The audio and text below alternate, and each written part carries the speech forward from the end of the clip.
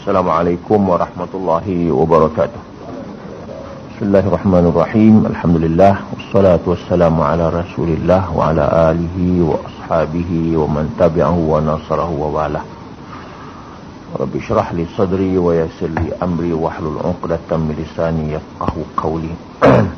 Saudara pengurusi majlis yang saya muliakan, saudara yang tertua, saudara-saudara, tuan-tuan dan puan-puan yang dirahmati Allah. Alhamdulillah pada pagi ini kita dapat bersama-sama berhimpun, berkumpul di jabat ini, dan insya-Allah kita akan sama-sama meneruskan kuliah kita ini. Dekat awal ini kita akan mengadakan penjelasan mengenai solat, dan selesai nanti insya-Allah kita akan cuba membuka kitab, nak mengaji betul lah. Dan cadangan kitab ini kita akan bincangkan nanti insya-Allah. Kita akan beritahu tuan-tuan apakah kitab yang sepatutnya kita bawa. Jadi setiap orang kena bawa kitab lah, insya-Allah. Dan pada pagi ini kita akan huraikan mengenai solat. Tingkat awal kita akan jelaskan hukum orang yang meninggalkan solat dulu. Peringkat basic ini. Apakah hukumnya, ataupun apakah pandangan ulama mengenai orang-orang yang meninggalkan solat ini? Pernah dibuat kajian di Malaysia dahulu, sikit masa dulu, bahawa tiap-tiap 10 orang seorang yang tak semayang. Jadi kalau umat Islam Malaysia ada 8 juta, berapa juta yang tak semayang tu? Itu zaman itulah. Kemungkinan tahun 80-an, tahun 90-an ini, umat Islam Malaysia telah pun bertambah jumlah yang bersemayang. Masjid pun bertambah, dan yang banyak tambahnya hari Jumaat dan semayang tarawih. Lepas tu dia slow balik semula. Jadi yang kita akan timbulkan di sini ialah, dia kata ahli-ahli ilmu, sama ada ulama-ulama salaf ataupun khalaf, berselisih pendapat mengenai hukum orang yang meninggalkan solat. Imam Ahmad bin Hanbal mengatakan bahawa orang yang meninggalkan semayang itu hukumnya kafir. Imam Ahmad bin Hanbal mengatakan orang-orang yang meninggalkan salat itu hukumnya kafir, keluar daripada agama Islam, dan hukumnya hendaklah dibunuh apabila mereka tidak bertaubat. Ini bercakap kalau negara ini melaksanakan hukum Allah. Oleh kerana hukum negara ini tidak melaksanakan hukum Allah, maka orang yang tak semayang bebaslah dia, tidak ada apa-apa hukumannya. Kemudian Abu Hanifah, Imam Abu Hanifah, Imam Malik dan Imam Syafi'i mengatakan bahawa orang-orang yang meninggalkan semayang itu hukumnya fasik dan tidak kafir. Hukumnya fasik dan tidak kafir. Walau bagaimanapun, mereka-mereka ini ada pendapat yang berbeza dari segi hukum orang yang meninggalkan semayang itu. Kalaulah Imam Malik dan Syafi'i mengatakan mereka tidak kafir, tetapi dihukum bunuh kalau meninggalkan semayang. Dan Abu Hanifah mengatakan ditakzir saja dan tidak dibunuh. Jadi kalau kita buat kesimpulan bahawa Imam Ahmad bin Hanbal mengatakan kafir, hukumnya kafir dan wajib dibunuh.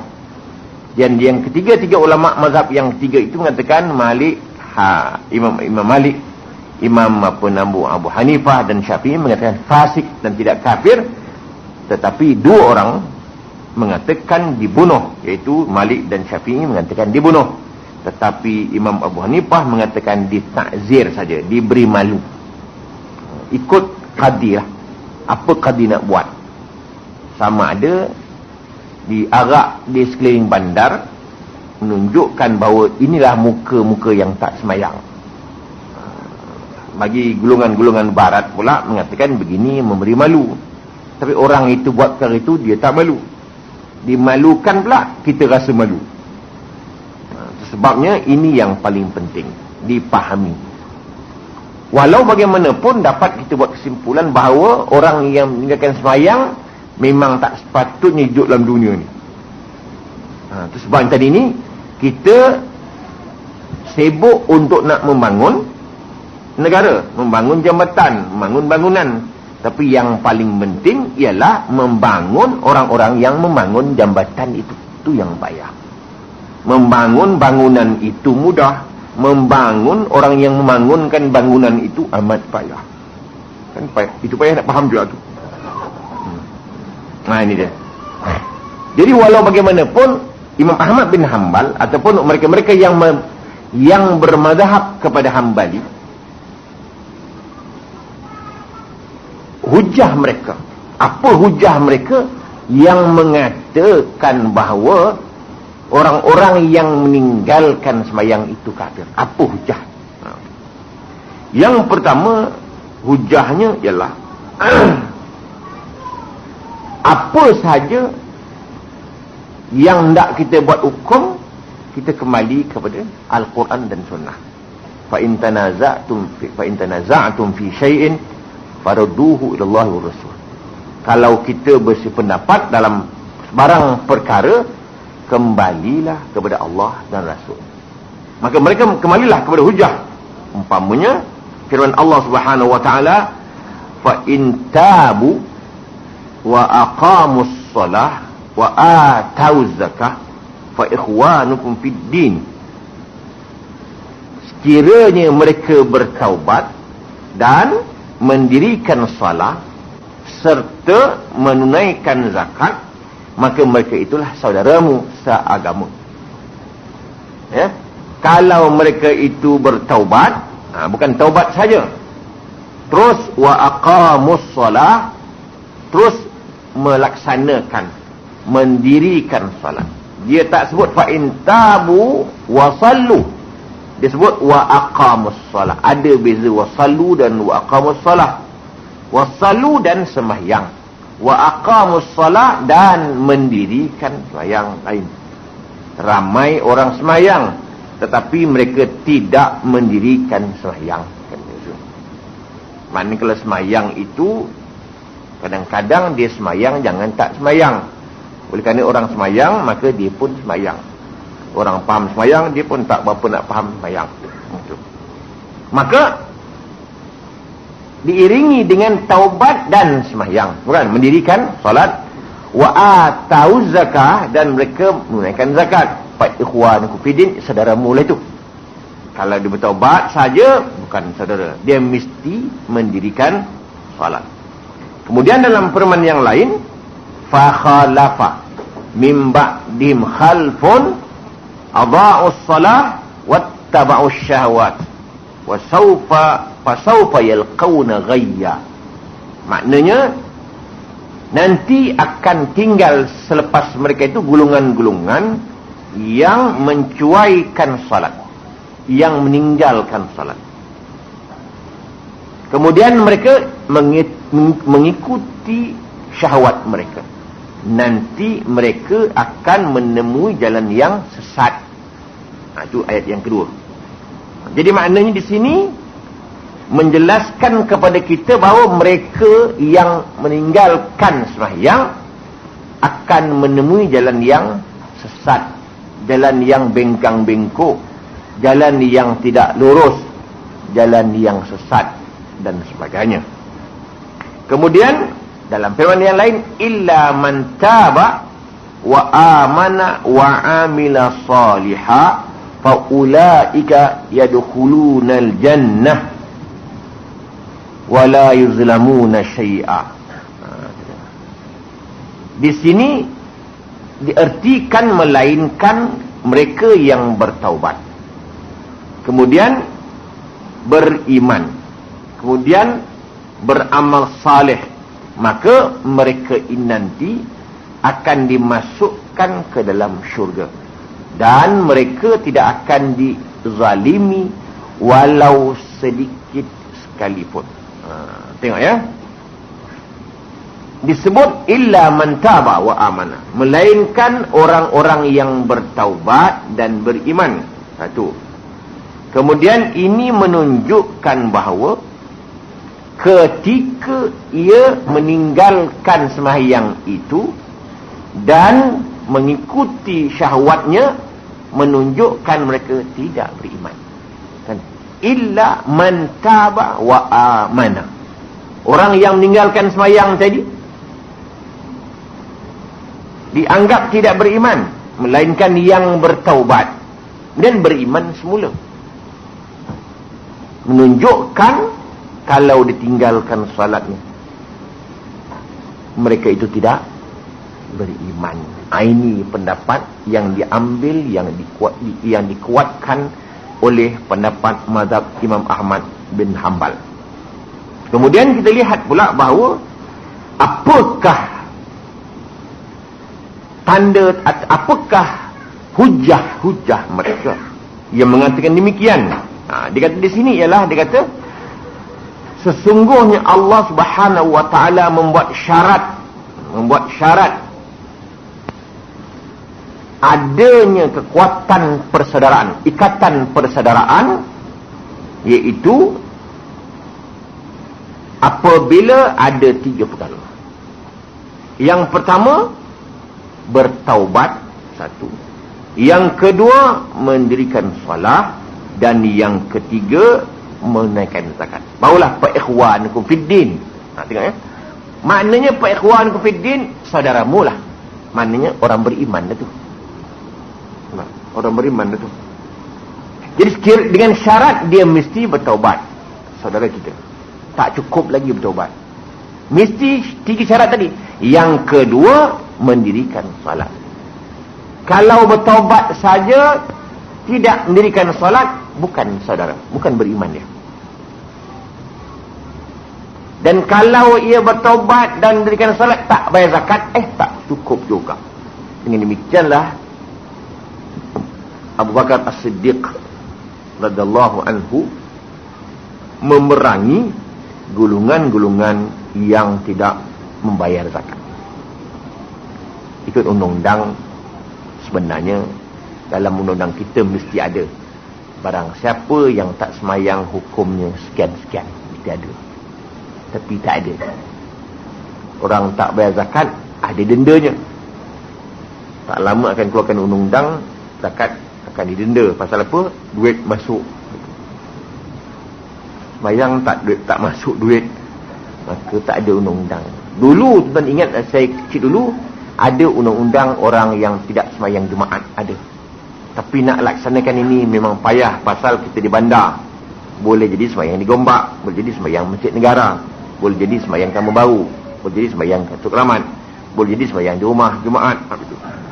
Boleh jadi belaka. Jadi tidak boleh kita nak buat tangkap mereka itu. Tapi zakat, saya tengok di Pakistan, zakat dia melalui bank. Artinya mereka tahu siapa yang ada duit, dia mesti bayar zakat, dia tahu. Maknanya duit, undang-undang negara kita yang berkaitan dengan duit, ada undang-undang. Maknanya yang berkaitan yang bukan berkenaan dengan wang, maka tidak ada undang-undang. Habis, sama balik. Di sini dia kata, fa in tabu nasyirki wa lam yusallu wa lam yuzakku falaisu bi ikhwatin lana. Maknanya, kalau mereka bertaubat tetapi tidak sembahyang, tidak mendirikan salat, zakat, tidak membayar zakat, maka bukanlah dari golongan, bukanlah saudara kita. Syarat salat itu. Itu sebab Imam bin Hanbal mengatakan bahawa orang yang tak sembahyang memang kafir. Tak lama keluar pula satu lagi penjelasan, dan kamu sudah buat fatwa baru pula. Itu pun mereka dah berkata, dan kamu sudah keluarkan fatwa 14. Saya dah keluarkan fatwa 14 lah. Ini maksud yang 15 ni. Tengok ya. Sebenarnya apabila disebut masalah saudara, masalah beriman, maka kuat ikatannya dengan sembahyang. Dalam ayat yang lain, surah An-Nisa menyebut, wa man yaqtul mu'minan muta'ammidan fajaza'uhu jahannam khalidan fiha wa ghadiballahu alaihi wa la'anahu wa adda lahu adzaban azima. An-Nisa ayat 93. Barang siapa yang membunuh orang-orang yang beriman dengan sengaja, maka balasannya ialah neraka Jahannam, kekal di dalamnya buat selama-lamanya, dan Allah murka kepadanya dan melaknatinya dan menyediakan untuknya azab yang sangat hebat. Ini menceritakan mengenai pembunuhan yang berlaku terhadap orang-orang yang beriman dengan sengaja. Balasannya ialah neraka. Ini saya nak baca dulu ya, kemudian kita sambung. Kita akan jelas apa benda ayat ni. Dalam ayat yang lain, wa in ta'ifatani minal mu'minina qatatalu fa aslihu bainahuma. Sekiranya dua golongan orang-orang yang beriman itu berperang, maka hendaklah kita damaikan di antara keduanya. Dan dalam ayat yang lain, innamal mu'minuna ikhwah fa aslihu baina akhawaykum. Hanya orang-orang yang beriman itu bersaudara, maka berbuat baiklah di kalangan saudara-saudaramu. Kemudian dalam hadis yang lain, sibabul muslimi, ini hadis sibabul muslim fusuqun wa qitalu kufrun. Menyumpah seranah orang-orang berislam itu hukumnya fasik, dan membunuhnya kufr. Ini lain. Kufr pula ni. Kufr ni bukan kafir. Kufr di sini bukan keluar daripada agama. Maknanya membunuh orang Islam hukumnya kufr, tapi bukan kafir. Kalau sekiranya keluar daripada Islam, maka tidak disebut di sini saudara. Dia hujah dia. Kalau bersaudara, dia masih lagi beriman. Kalau sekiranya bukan, kita keluar daripada Islam, bermakna saudara pun putus. Kerana kita akan bincangkan nanti hujung, orang-orang yang kafir ini tidak boleh mewarisi harta orang-orang Islam dan sebaliknya, pasal sudah putus saudaranya. Ini menunjukkan bahawa setiap orang-orang yang meninggalkan sembahyang tadi itu keluar dari Islam pasal sudah putus saudaranya. Di sini perang tadi kan disebut fa aslihu, kalau berkelahi tadi fa aslihu baina akhawaykum, masih disebut berbaik-baiklah di antara saudaramu, kan berperang tadi ni. Bermakna berperang itu masih lagi tidak dianggap keluar daripada Islam, walaupun perang sesama Islam. Balasan neraka itu bab lain, tapi mereka tidak keluar daripada Islam. Berbeza dengan ayat yang berkaitan dengan sembahyang, disebutnya putus saudara, artinya putus keimanannya, bukan saudara kita lagi. Lihat ayat tadi ya. Dia kata, kalau dua golongan orang beriman itu berperang, bunuh-membunuh antara satu sama lain, ujungnya orang-orang itu hendaklah didamaikan. Fa aslihu baina akhawaykum. Bermakna Allah menunjukkan bahawa kita walaupun perang masih dianggap bersaudara. Maknanya masih lagi dianggap tidak keluar daripada ikatan iman itu. Ini hujah yang dibawa oleh mazhab Imam Ahmad bin Hanbal mengenai hukum orang-orang yang meninggalkan sembahyang itu. Dan juga dia kata bahawa sungguhnya orang yang meninggalkan zakat tidak dianggap kafir. Hanya mereka dia akan diseksa.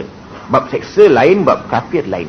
Artinya orang yang kafir akan masuk neraka, tak akan keluar buat selama-lama. Itu orang yang kafir. Kemudian kita lihat apa Nabi pula kata. Nabi kata, inna bainar rajuli wa bainasyirki wal kufri tarkus salah. Rawahu Muslim. Sungguhnya di antara seorang itu dan di antara syirik dan kafir ialah meninggalkan solat. Maknanya beza antara seorang itu adalah meninggalkan solat. Macam ini kita ni orang Melayu mudahlah. Kita orang Melayu ni, kita tengok orang Melayu ni Islam ni. Kita ke negeri Cina pula. Mana nak tahu dia Islam tak Islam? Semayang lah. Kita pergi ni orang putih. Tengok semayang, itu semayang Islam tu. Kita negeri-negeri Afrika, yang negara-negara yang tidak beramai Islam. Yang Islam itu yang kita tahu. Yang semayang, tidak pun tahu. Tapi di sini orang kita Malaysia ni, kita tak ada terasa apa. Pasal muka-muka Melayu ni, muka Islam lah. Yalah, Islam tak Islam tu, zahir, batin, wallahu alam. Zahirnya. Kan, nak beri salam pun mudah di sini. Kalau kita pergi ke tempat-tempat lain, Indonesia umpamanya, kan ada banyak juga yang tidak Islam. Walaupun sana 1% saja Islamnya. Kristiannya ataupun agama-agama lain. Pergi Lebanon umpamanya, kan pening kepala. 50-50. Assalamualaikum pun tahu dia. Bahkan fasih pula pada kita. Arab dia tu. Assalamualaikum. Orang punya. Orang Melayu pun nak tiru gitu tak? Buruk menawar baju ni. Bukan boleh buat dia tu. Ini dia. Jadi artinya, itu dia. Dia punya sepadan dia. Dalam hadis yang lain, al-ahdul ladhi bainana wa bainahum as-salah faman taraka faqad kafar. Perjanjian di antara kita dan di antara mereka itu orang-orang kafir lah. Ialah as-salah, barang siapa meninggalkannya maka kafirlah dia.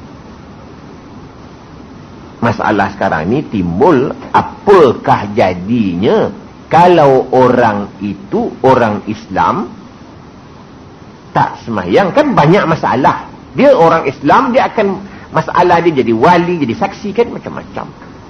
Itu masalahnya. Dia akan menjadi bapa, akan menjadi saksi orang nikah. Setengah-setengah tempat saksi ni tak standby awal. Tuan akan tengok saksi kan susah.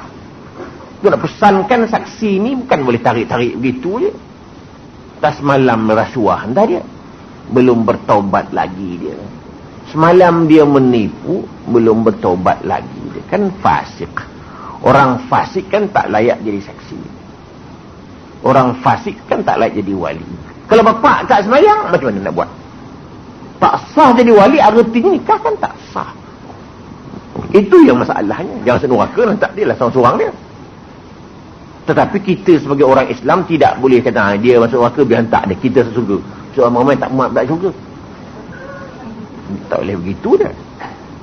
Dia mesti kita harap semua orang masuk bersama-sama kita. Kalau tidak, terus ceramah lah kita. Biar orang lain masuk surga. Surga kosong banyak, kita boleh masuk. Dia tak mau begitu. Islam tak boleh begitu. Kemudian dia kata, kufur yang dimaksudkan di sini ialah kufur yang terkeluar daripada Islam. Ini hujah mazhab Hambali. Dalam hadis yang lain yang diriwayatkan oleh Ummu Salamah, ya, namanya Ummu Salamah. Nama anak dia tu. Nama maknya saya pun terlupa nama maknya. Nama anaknya Salamah. Maka maknya Ummu Salamah. Maknya si Salamah. Orang Melayu Saloma. Dapat mana tak tahu benda tu. Elok-elok nama Salamah jadi Saloma. Sian orang Melayu. Apa dia kata? Nabi bersabda, satakunu umara fata'rifuna wa tunkirun faman arafa bari'ah wa man ankara salima. Walakin man radiya wa taba'a. Qalu afala nuqatiluhum qala la ma sallu. Betul.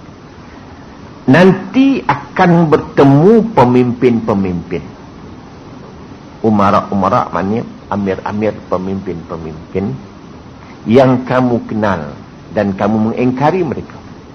Kita kenal perangai pemimpin itu dan kita ingin mengingkari golongan tersebut.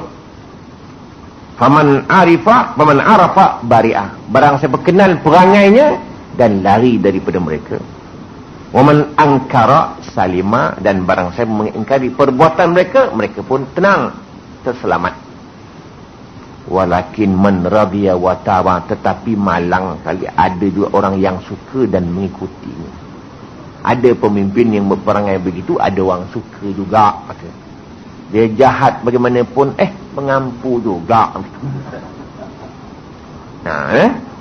Qalu afala nuqatilum ya Rasulullah, bunuh ajalah, kata dia sahabat. Berperangai puak jahat ni, bunuh saya, senang cerita. Qala la, jangan. Ma sallu, selama mana mereka mendirikan semayang.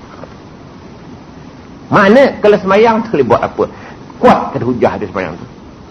Itu sebab dalam undang-undang fiqah ya, kita kan kadang-kadang ada juga timbul suasana-suasana yang bermacam-macam. Tapi ini saya nak jelaskan, kadang ilmu kita ni tak sampai dalam hukum fiqah. Kalaulah sebuah negara itu terlalu zalim, kita masih belum boleh menentang mereka selama mana mereka belum menyekat kita daripada sembahyang. Tunut sembahyang kuat. Dan kita tidak boleh membantu negara-negara luar yang ingin menyerang negara kita untuk nak membela nasib kita. Tak boleh juga. Pasal kita belum tahu lagi perangai mereka. Tetapi perangai pemimpin kita sudah tahu. Nampak hukum fiqh tu. Ini dia. Sampai tidak boleh kita membantu musuh luar untuk menyerang negeri kita, untuk nak membela kita. Tak boleh juga. Itu hukum dia. Ini petua ni tak keluar, tak sokong ni. Ini kita hukum tetap hukum juga. Umpamanya ada tentera-tentera Islam musuh negara. Sebuah negara ni musuh kita, tapi umpamanya orang-orang Islam duduk depan. Apakah boleh dibunuh atau tidak? Boleh tembak tak? Cukup. Jawapannya boleh. Pasal terpaksa kita mendahulukan masalah am daripada masalah khas. Ataupun gini, ini ada rumah. Rumah ni terbakar. Terbakar sedikit. Rumah ini kalau tak diruntuhkan, maka akan merebak rumah-rumah yang selanjutnya. Boleh runtuh rumah ni satu ni. Maslahatnya untuk menyelamatkan rumah yang banyak itu. Mendahulukan masalah am daripada masalah perseorangan. Tentu orang marah, apa rumah aku runtuh ni? Rumah belum terbakar ni. Tapi kalau tak diruntuh rumah ini, akan melarat. Ini ke sini, ini akan melarat ke sini. Maka boleh diruntuh rumah ni. Tak pasal rumah tu. Itu hukum dia. Ini kita belajar dalam kaedah fiqah. Itu sebab kita boleh buat hukum berdasarkan usul fiqah, berdasarkan kepada kaedah fiqah. Itu sebab kita kena mengaji. Jadi maknanya itu sebab ilmu ni kena penting. Sekarang ni kita mau membina orang yang nak membina jambatan itu. Bukan membina jambatan siapa-siapa pun boleh. Ketuk paku siapa-siapa pun boleh. Bukan. Cat jambatan siapa-siapa pun boleh. Tapi nak mengecat orang yang mengecat jambatan tu payah. Betul. Itu kaedah. Ada ya. Jadi tuan-tuan dan perempuan yang dirahmati Allah, kita lihat balik. Di sini kita Kita lihat hadis tadi.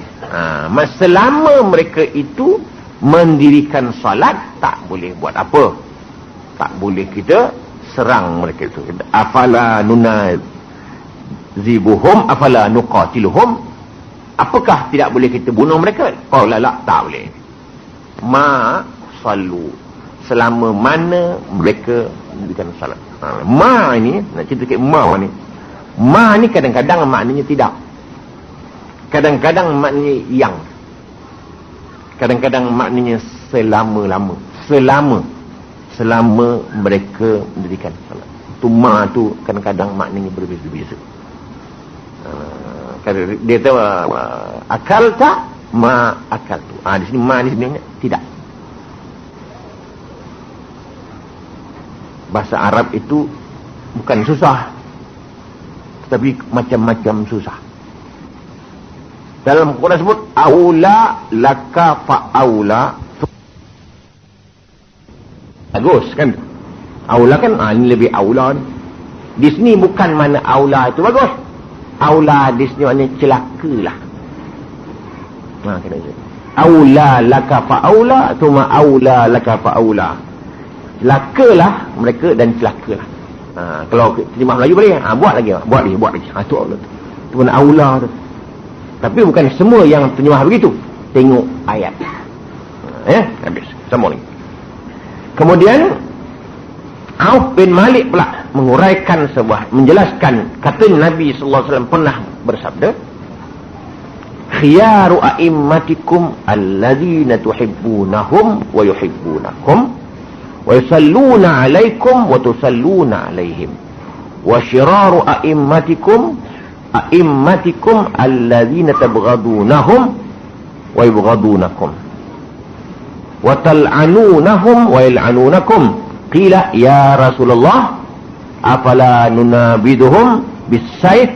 Qala la ma aqamu fikumus salah. Apa katanya? Sebaik-baik pemimpin ialah yang kamu sayangkan mereka.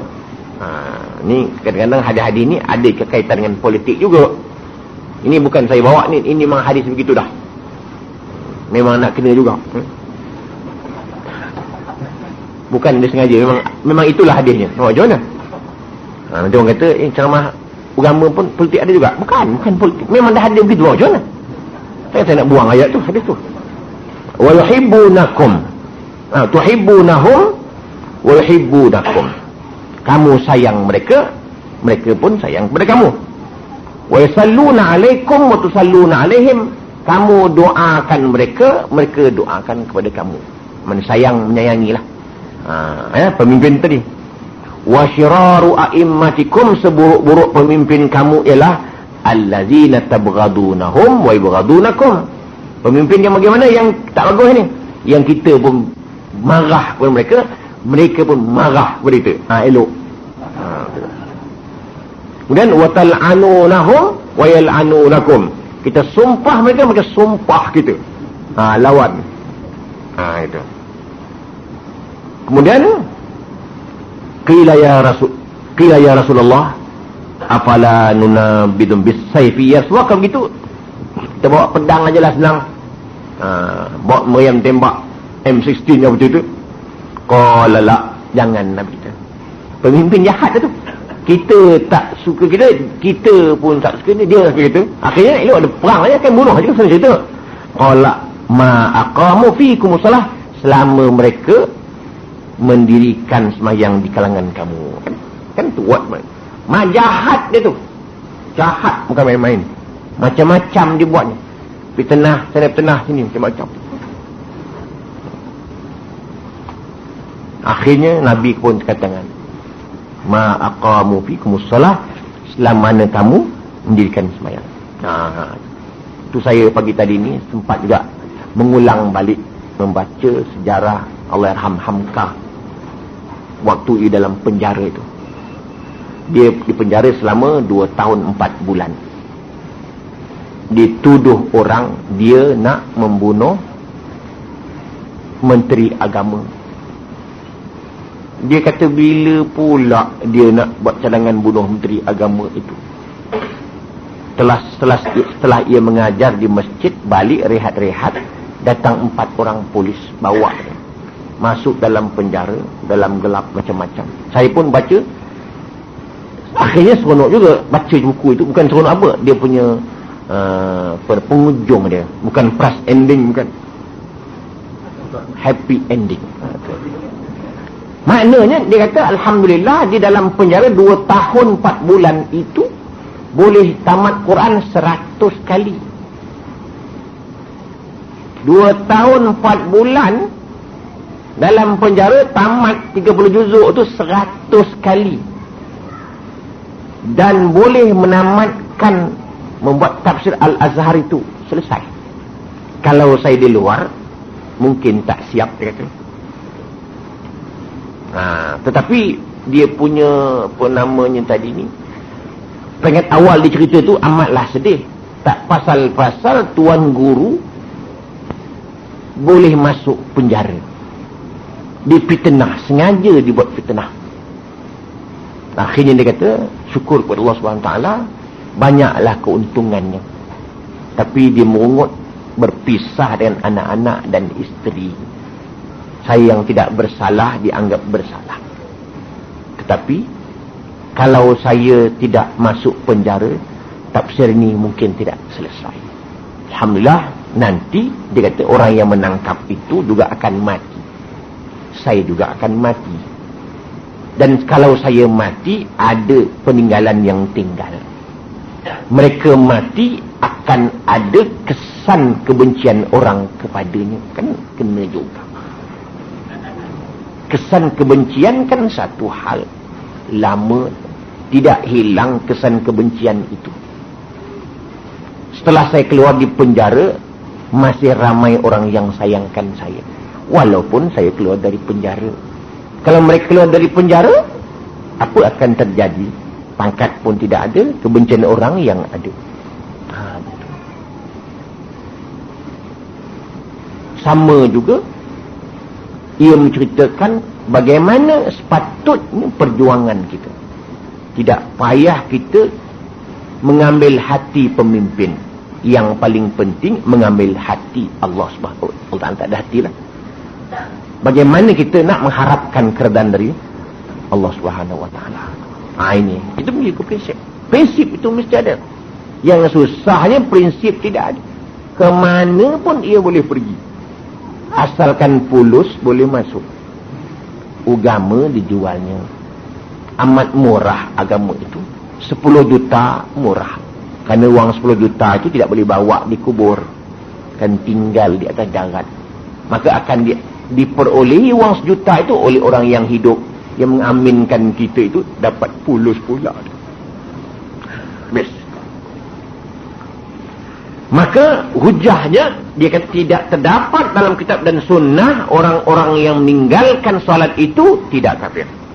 Dia mesti kafir. Tidak ada hujah, tidak ada hadis dan sunnah, tidak ada Quran mengatakan orang yang meninggalkan solat itu tidak kafir.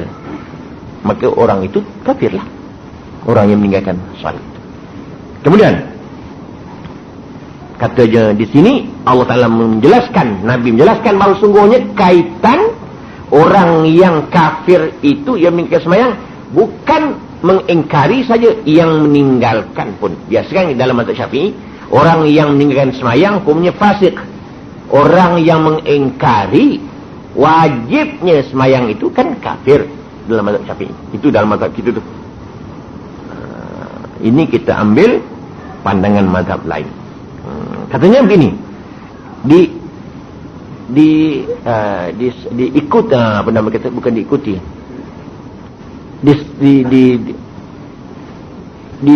disambungkan perkataan saudara dengan mendirikan salat itu sekali.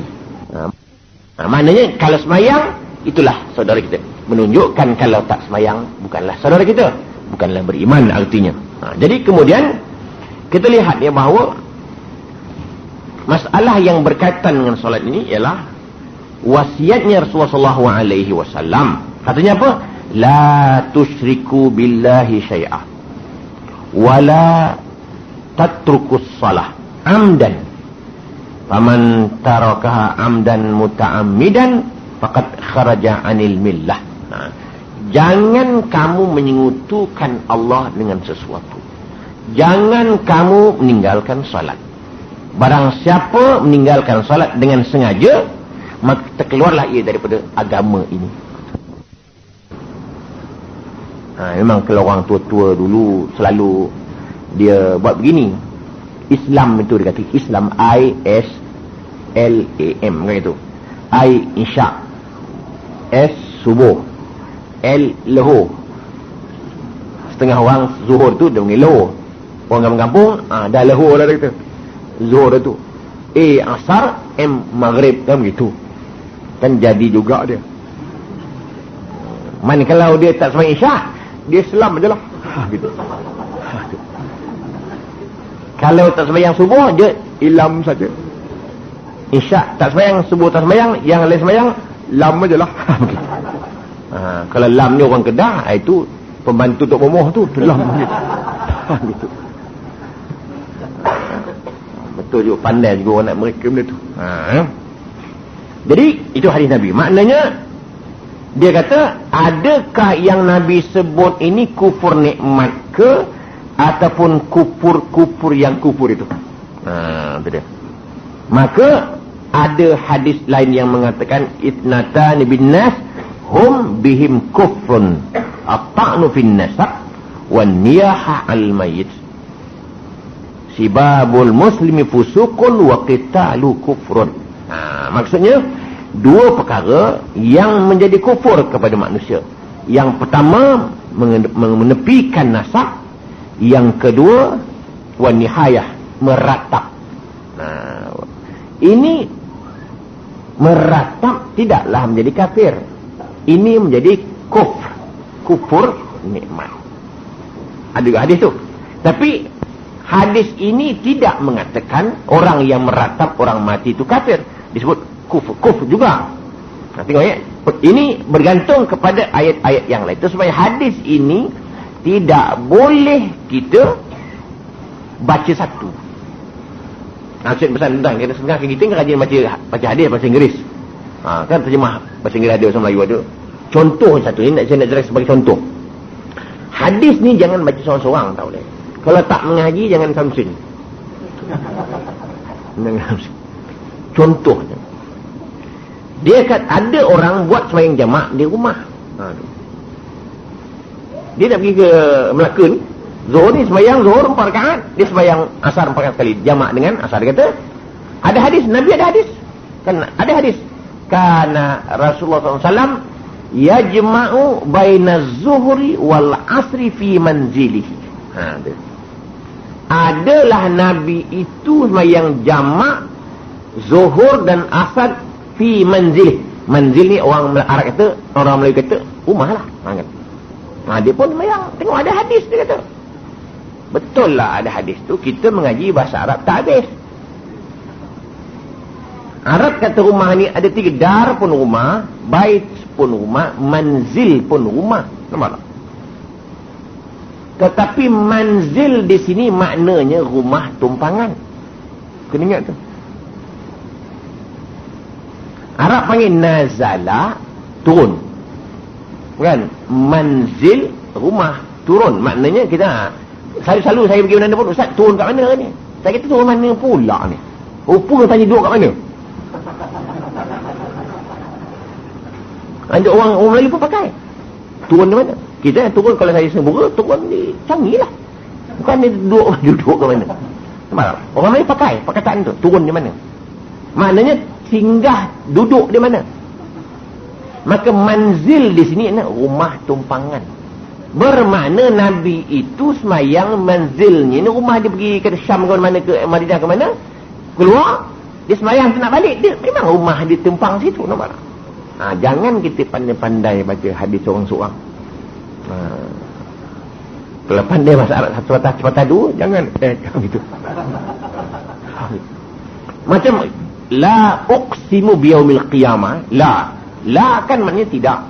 Di sini maknanya ziyadah, tambahan, tidak ada erti. Maksudnya la uqsimu, aku tidak bersumpah. Kalau disebah kepada bahasa Arab, Di sini ini la tambahan. Jadi la uqsimu biyaumil qiyamah, aku bersumpah. Tidak terjemahkan tidak. Kena ingat tu. Itu kena belajar ilmu alat namanya.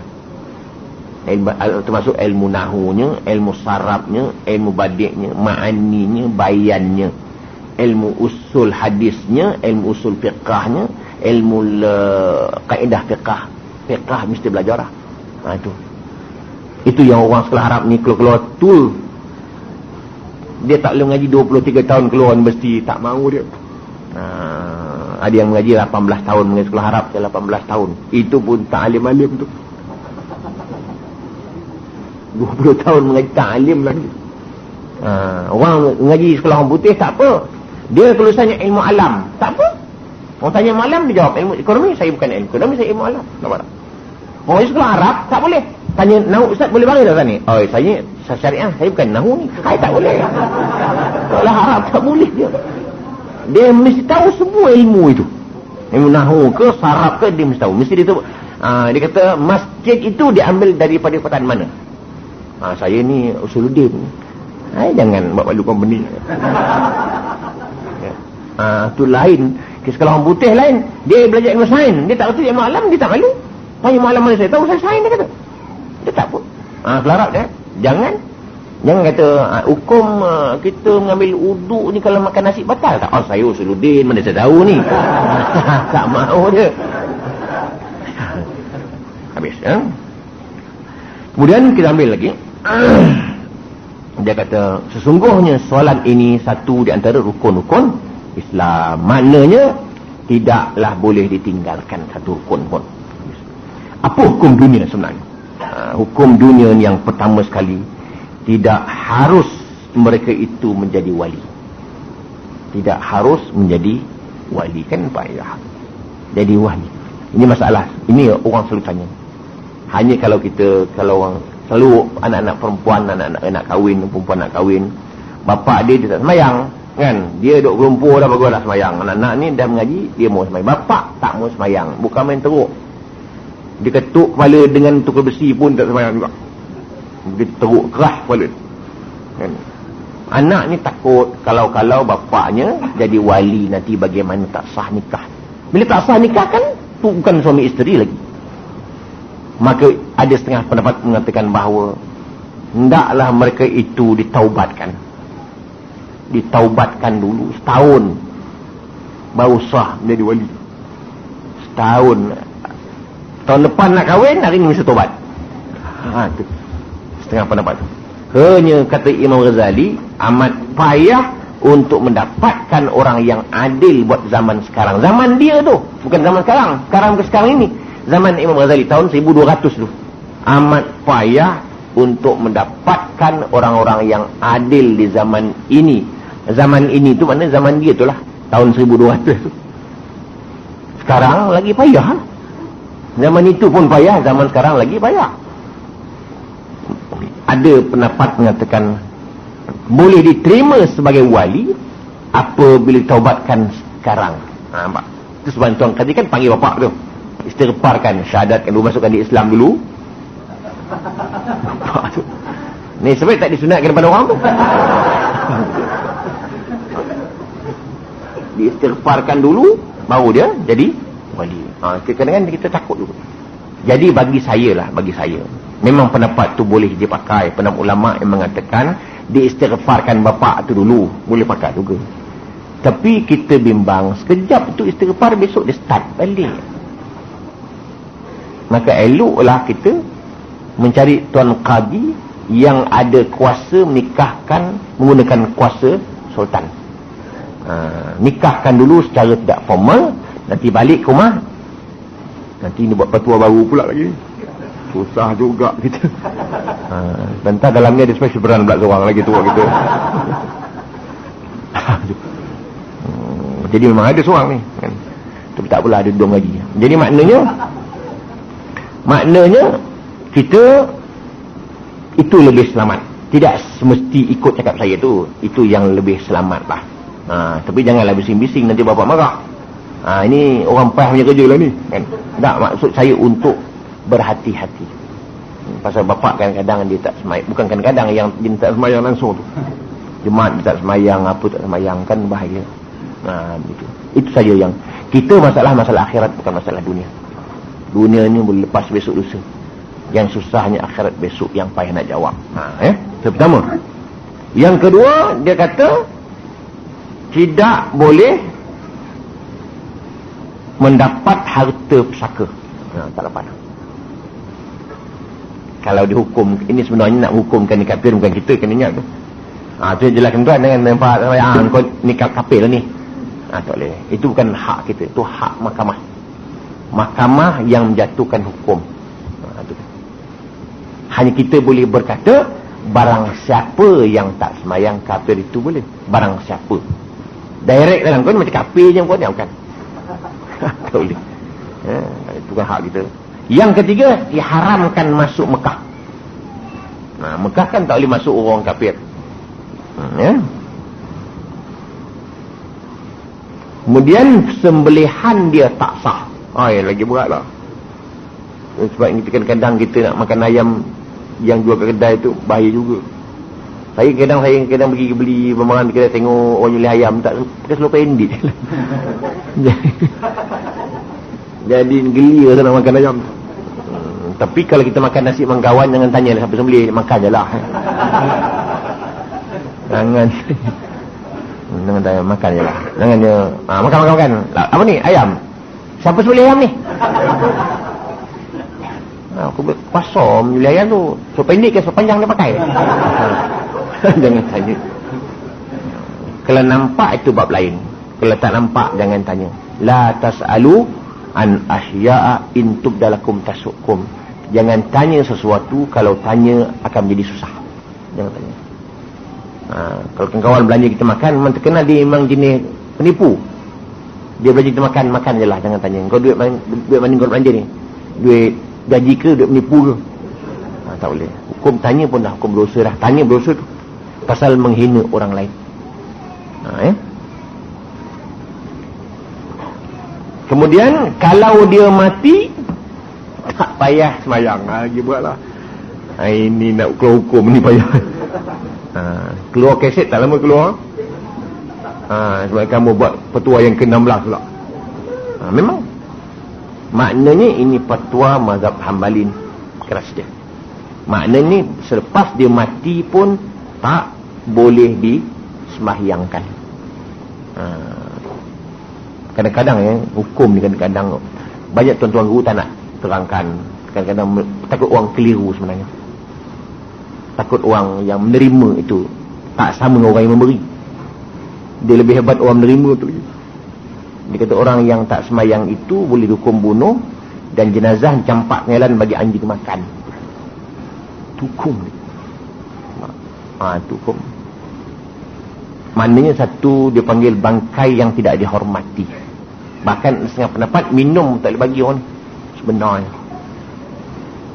Fatwa yang ke-17. Anjing itu kena bagi minum. Anjing delil dia haus dia bagi minum. Orang yang tak semayang lebih hina daripada anjing itu. Tak boleh diberi minum. Tu kita nak bagi orang yang tak semayang tu dengar. Dia tahu sikit. Bukan makna kita hukum ni kita buat-buat. Ini hukum ada dalam kitab tu aja. Yang tak susahnya orang kata tuan guru pandai-pandai mengeluarkan fatwa. Bukan fatwa, hukum. Kena ingat, fatwa lain, hukum lain. Kena ingat tuan-tuan, hukum itu benda yang dah ada lah. Fatwa sesuatu benda yang belum ada hukum di zaman dahulu. Kita keluarkan, cari ada-ada, jumpa, inilah fatwa. Dan dicap oleh pihak-pihak atasan baru jadi fatwa. Kalau kita je tak jadi fatwa dia. Takkan puak atas tak kerti. Maka ingat tu, fatwa lain, petua lain. Ejaan sama tu, bunyi lain kan. Fatwa itu bahasa baku, petua tak baku. Gitu. Kemudian diharamkan doa kepada mereka. Doa minta hidayat boleh, doa minta Allah ampun dosa dia tahu. Manakala dia kenuri pun jangan pergilah. Kenuri pun jangan pergi. dan haramkan kita nikahkan anak kita dengan mereka. Nikahkan, haram hukum. Tu. Maknanya kena cek lah tu. Itu hukum dia. Kemudian akhirat pula, mereka akan dicerca, akan dihina oleh para malaikat. Taubih. Yang tuan baca yang 10 tu kan banyak lagi, 10 dalam hadis yang 10 tu kan banyak lagi tu. Kemudian dia akan dikumpulkan bersama orang-orang kafir. Dikumpulkan bersama orang-orang kafir, dan yang akhir sekali ialah kekal dalam neraka selama-lamanya. Ini balasan orang-orang yang tidak mau mendirikan salat. Memanglah kalau kita baca hadis yang panjang 10 itu, dia kata akan hilang keberkatan rezeki dalam dunia. Hilang namanya di kalangan orang-orang yang beriman. Yang paling penting rezeki itu berkat. Kalau rezeki tidak berkat, banyak gajinya tidak pernah cukup. Satu orang berjumpa dengan saya, dia gajinya 18,000, tapi duit tidak ada. Duit tidak ada, zakat tidak pernah bayar. Pasal tak pernah mayang. 18,000 kalau kita, banyak benar tu. Hari-hari makin dengarlah tu. Boleh simpan lagi duit. Bukan? Gaji kita yang 1,000 pun cukup sebenarnya.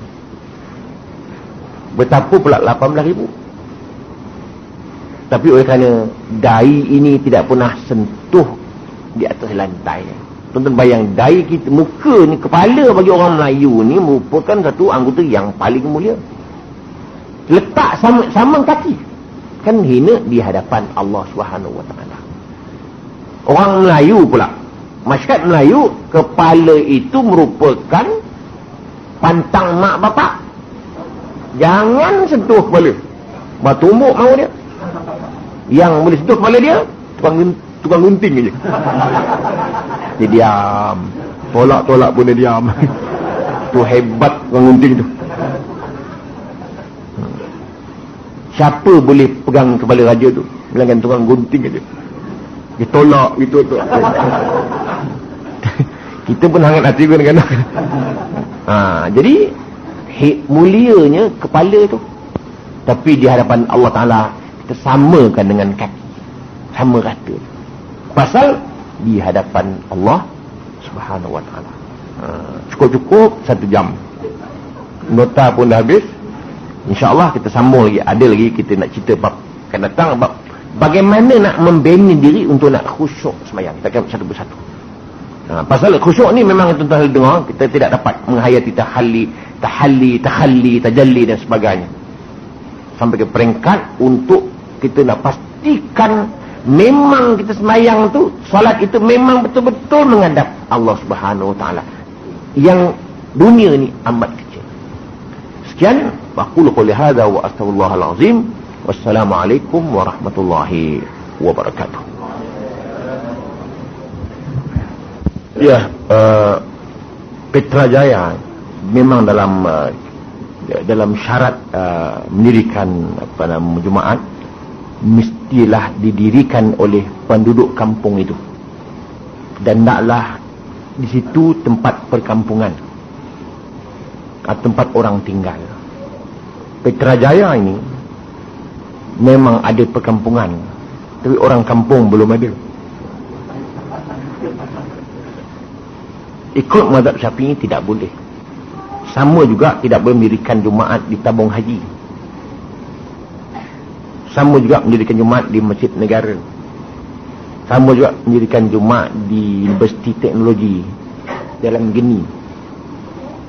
Tetapi kita banyak menggunakan mazhab lain. Sama juga kita lihat di Kuala Lumpur ni banyak surau-surau yang 2-3 mendirikan Jumaat. Kampung Baru 1. Dalam Kampung Baru tu jadi 2. Kemudian hospital 1. Dalam Peliling 1. Yang Peliling tu ada orang duduk. Dan di polis depo pun mendirikan Jumaat. Polis depo bukan Mas Tautin tu. Orang poli tu akan pencen, akan balik kampung, tak duduk di quarters. Tapi kita menggunakan mazhab lain dan maslahat maka dirikan. Kadang-kadang yang boleh pindah-pindah, umpamanya sekolah menengah Alam Shah Ceras mengadakan sembahyang Jumaat. Waktu belum ada kampung Tun Razak, bandar Tun Razak. Setelah bandar Razak ada masjid, maka sembahyang Jumaat di sekolah itu dibatalkan. Pasal budak-budak sekolah itu tidak bermastautin di situ, dia tompang saja. Jadi maknanya banyak sekarang kita pakai mazhab bukan mazhab Syafi'i, maka hukumnya sah menurut mazhab lain. Hadis dan soalan yang kedua mengenai Nabi sembahyang di Masjid Nabawi ini, belum pula saya berjumpa lagi. Kalau boleh besok minggu depan bulan depan bawa dia punya hadis tu, saya tengok balik bagaimana penjelasan dia, insya-Allah, ya. Pasal kemungkinan yang banyak, balik perang, nak pergi perang dan sebagainya. Dan ketika itu Nabi duduk di mana? Sembahyang Nabi kalau sembahyang di situ, pasal Nabi duduk rumah sebelah masjid je. Sebelah ya. Dan Sayyidina Uthman, Aisyah daripada Madinah ke Mekah, Sayyidina Uthman tidak sembahyang jamak dan tidak sembahyang kasar waktu ia mengadakan haji itu, umrah itu. Kita akan cek balik, ya, insya-Allah.